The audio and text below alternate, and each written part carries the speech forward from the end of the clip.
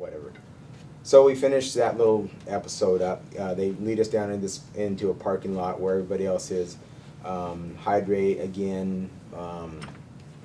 Take care of your feet. It was probably maybe another 10 minutes, and the final people came in. Then they lead us down to what turned out to be the first taste of water. I literally taste of water because at one point I forgot to close my mouth going down into the water and got a mouthful of lake water, which was enjoyable.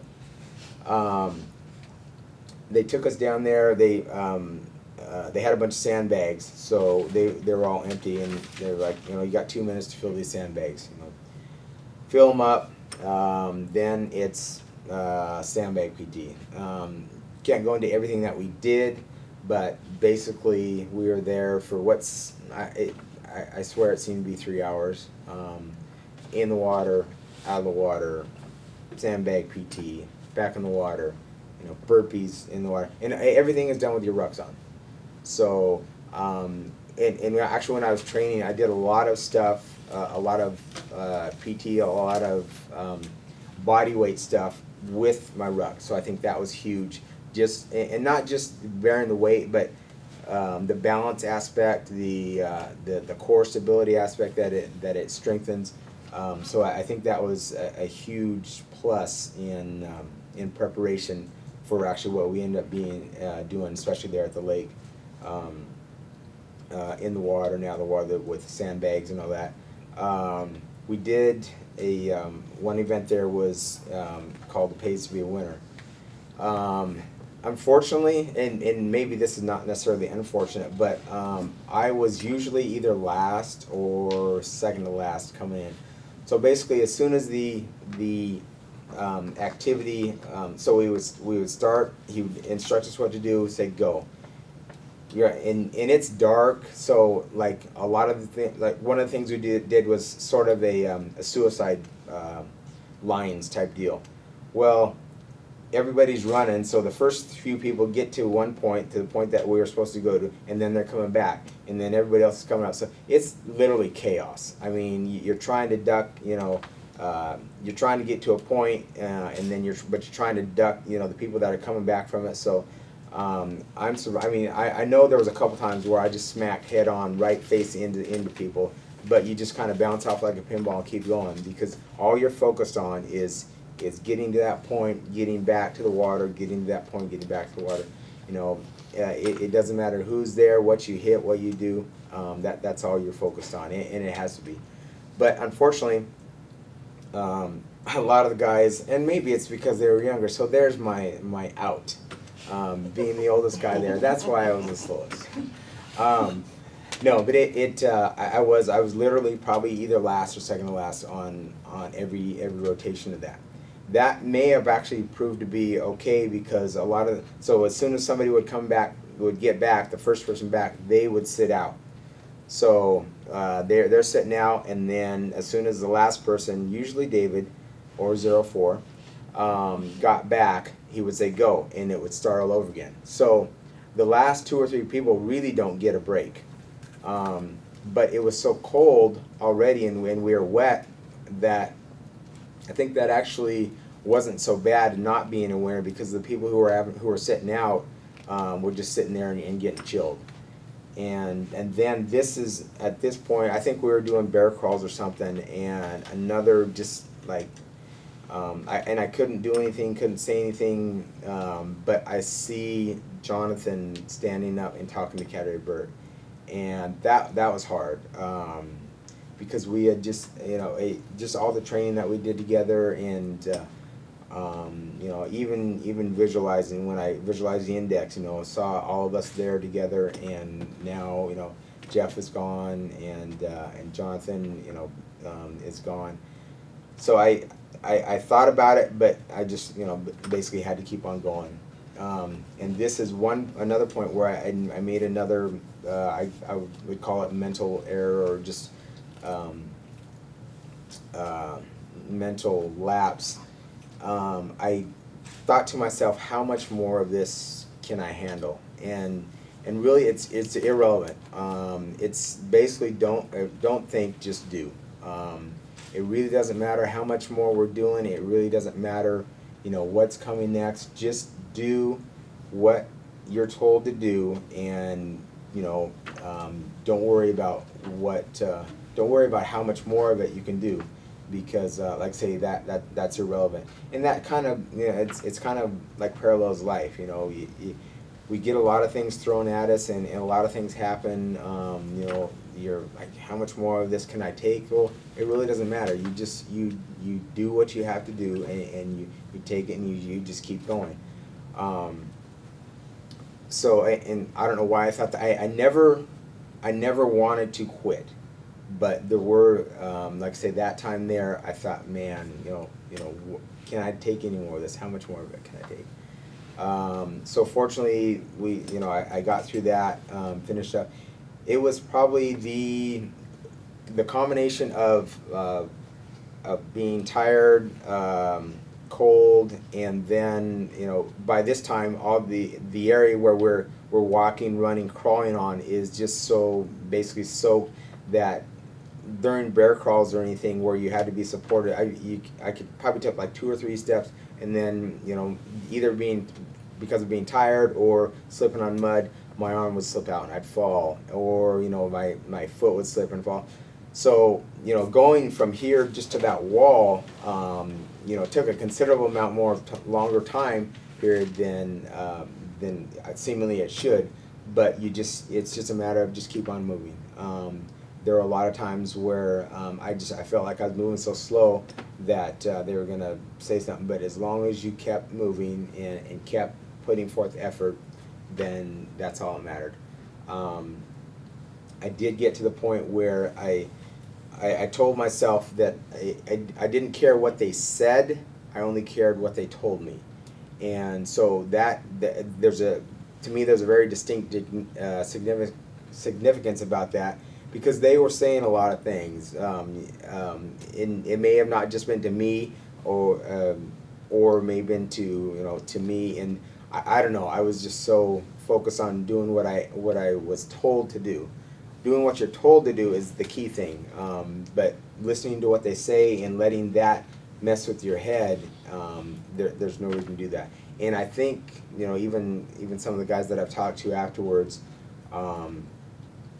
let that get to them. They basically, it was, I think, one of the water situations where they said, if that sandbag touches your head, you're going back into the water. And they let that get into their head, and I don't want to have to go back in the water. They said we're going to have to, whatever. Don't worry about what they say. They're going to say a lot of stuff. Only worry about what they tell you specifically to do. That's your only focus. So I kind of reoriented myself and got that mentality going, and so from then on, I basically, that was all I did exactly what they told me. We finished up that PT session, and got back on the truck, went back to the base camp, and I think when we went back to the base camp, we had everybody in the truck, but he took us down to the river to do more PT, and there was only 9 of us there. So lost 2, one on the trail, and then 1 or 2 on the trail, and then 1 at the lake. Went down more PT, but in the river this time, and the river was considerably colder than the lake. I think again, where I'm going to go back to preparation. Getting into the water for me was not. I don't want to say it wasn't cold, but it wasn't a big deal. It didn't really bother me like it did with some of the people. And I think a huge part of that was just my preparation, and realizing how it affected me through training that we had done prior, and then adjusting accordingly. I took showers. I took cold showers. I think everybody knows, for like about the whole month prior to selection. That did 2 things for me. That one, it kind of got my body adjusted to the cold, but more so kind of got my mind and got me to relax when I hit the cold water. And everything that I did without hesitation. And going in, especially going into the water, into the river, it was it's dark. it's cold, it's a river, so it's really kind of, there's a lot of unknowns there. But still, I went at it without hesitation, and just went in. Hesitation brings apprehension, and apprehension brings hurry up, roster number 4, hurry up, roster number 4. You don't want to hear a hurry up, roster number 4. I basically had the desire that they not even know that I was there. I never heard my roster number called, whatever, and so I wanted to focus on just doing everything that I could in order to meet that goal. So no hesitation getting into the water. Tried to hurry. I was usually last getting out of the water. That's one thing that I would have changed, is the pants that I wore. They seemed to hold the water a little bit more and not drain quickly. So I think that had a little bit of aspect as far as me getting out a little bit quicker. That's one thing that I would change.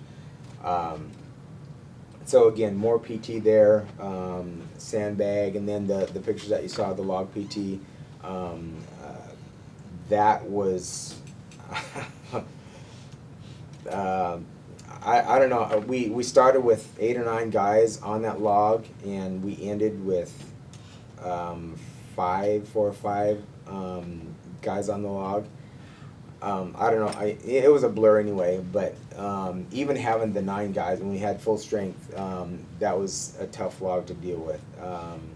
And getting it overhead, and it's like I say, it's a blur. I don't know what all we did with it, but it felt better going into the water and doing burpees or whatever we're doing than trying to get that log. Do that for who knows how long, and then they so finally we quit, and they lead us back to the campsite. By this time, I think it's starting to get light, because I can kind of see light through the trees and stuff. And we walked by. They had a campfire going for those that were no longer in it. And again, another just kind of, I guess, stab to the heart. I look over, and I see Carter there by the fire. Because I don't know who. I mean, I have no idea who's on my left and my right when we're out there. I just know, I'm just focused on what I'm doing and what they tell me to do. So I'm not even looking around and seeing who's there. But I notice him by the fire when I go by, and that was again tough, because again, just because we trained together, and I was so hoping that we would all succeed, but it didn't happen. So we get into the truck, or they have us get ready they tell us to get ready for a run, I believe. Get in the truck. This point right here, when we got into the truck, was really the point, probably my sad point of the whole thing. We get in. There's 4 of us in the back of the truck, and nobody from the travel squad. So all 4, Brian, Jonathan, Jeff, and Brandon, for whatever reason, weren't there. That really kind of took me back. Like I say, I was, obviously wanted us all to succeed, but the reality of it now is, it's real to me that I'm the only one left. It kind of did 2 things. I mean, it was a sad point, but it also kind of gave me a little bit of, kind of, I guess, strength, so to speak, to, okay, now I really need to, it's not like I would have given up for any reason anyway, but now I had even more of a reason to stay in there and to stay strong. So we go, they take us, who knows where, and we get out. They say, okay, run until you see cadre.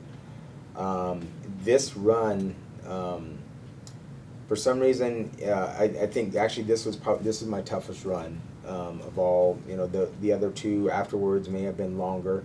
This one was harder for me. It had it was kind of hilly, but and then it had switchbacks. But one key thing about this one is, and I'd heard people talking, and even cadre talking on some of the ARs and stuff, is you have to enjoy, even though life right now is maybe miserable, you have to enjoy the take in the beauty, enjoy your surroundings, whatever. And I remember one key time, I was coming, we were coming around to switchback, and basically it just opened up into this vista.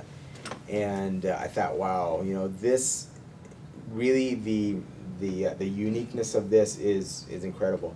Just the fact that of what we're doing, what we're involved in, you know, basically a microcosm of Special Forces selection, and nobody else, I would venture to say that nobody else at that time in the U.S. or anywhere is doing this specific type of thing. And then to come around, you know, a bend and just see this kind of vista open.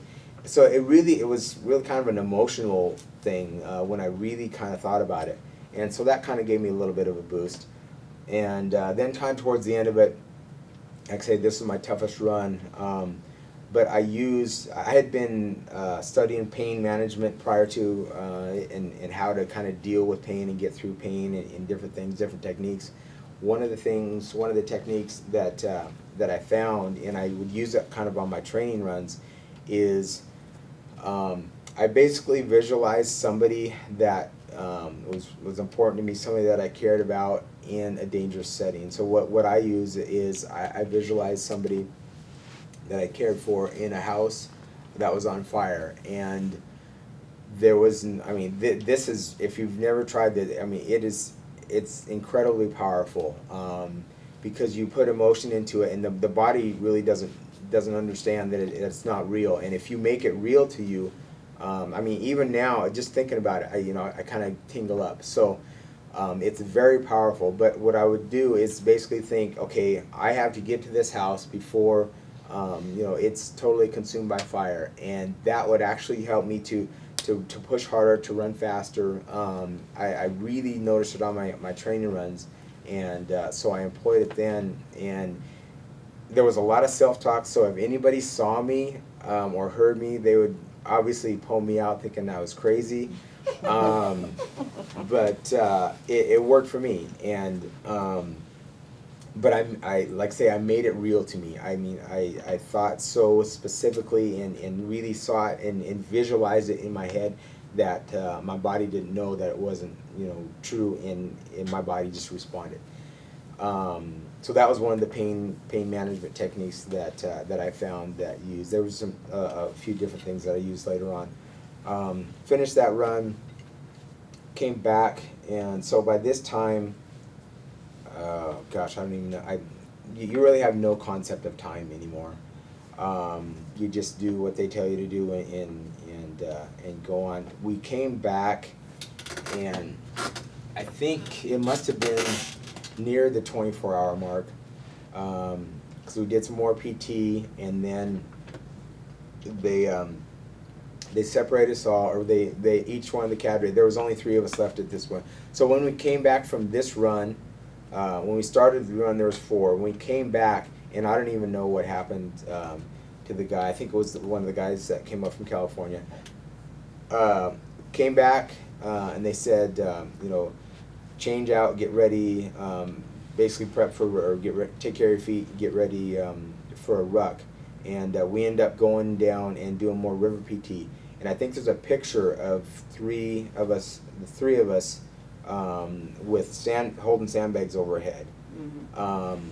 And so that was the point where we had just come back from that run. So I'm not sure, I don't know what happened to the 4th guy that we started with. So we do more PT, and then they take us all, each one of the cadre takes one of us and do kind of like so this had to have been about the 24-hour mark, because they did, it basically was called like a Midway counseling type deal. Ask, basically how we're doing, and again, they're still all business, but I could tell that, that basically they said, just, you need to be doing what you're doing, you're doing the right things. So as far as that was concerned, I knew, kind of, okay, I'm on the right track. I'm even though I may be slower in some things, I'm meeting the standard.